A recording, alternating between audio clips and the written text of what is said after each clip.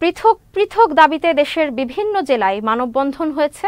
প্রতিনিধিদের পাঠানো তথ্যচিত্রে বিস্তারিত ডেস্ক রিপোর্টে। চাঁদপুরের ফরিদগঞ্জে সড়ক সংস্কারের দাবিতে মানববন্ধন করেছেন এলাকাবাসী।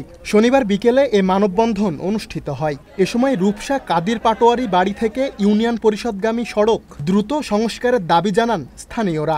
দীর্ঘদিন চলাচলের অনুপযোগী হয়ে আছে সড়কটি। বিশ্ব নদী দিবস 2024 উপলক্ষে মোংলার পশুর নদের পাড়ে মানববন্ধন এবং প্রতীকী নদী পরিচ্ছন্নতা অভিযান কর্মসূচির উদ্বোধন করা হয়েছে। শনিবার কর্মসূচির আনুষ্ঠানিকতা শুরু হয়। এতে প্রধান অতিথি ছিলেন পশুর রিভার ওয়াটার কিপার নূর আলম শেখ।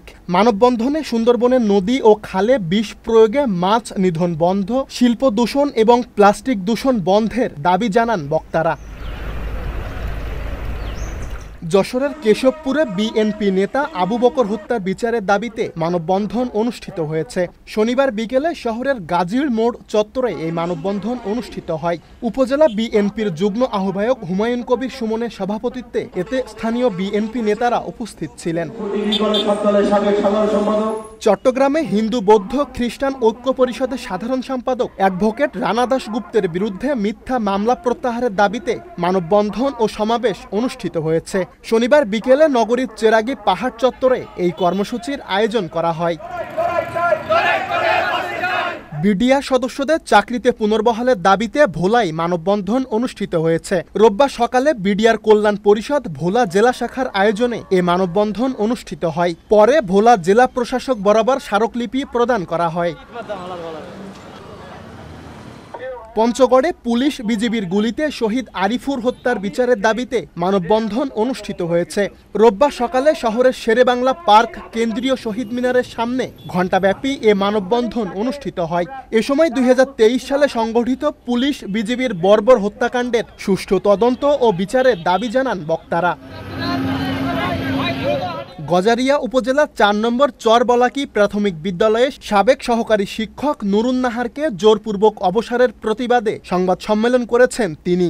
রোববার সকালে গজারিয়া গণমাধ্যম কমিশনের অস্থায়ী কার্যালয়ে এ সংবাদ সম্মেলন অনুষ্ঠিত হয়। এ সময় তাকে বকেয়া 5 লক্ষ টাকা দেওয়ার দাবিও জানান তিনি।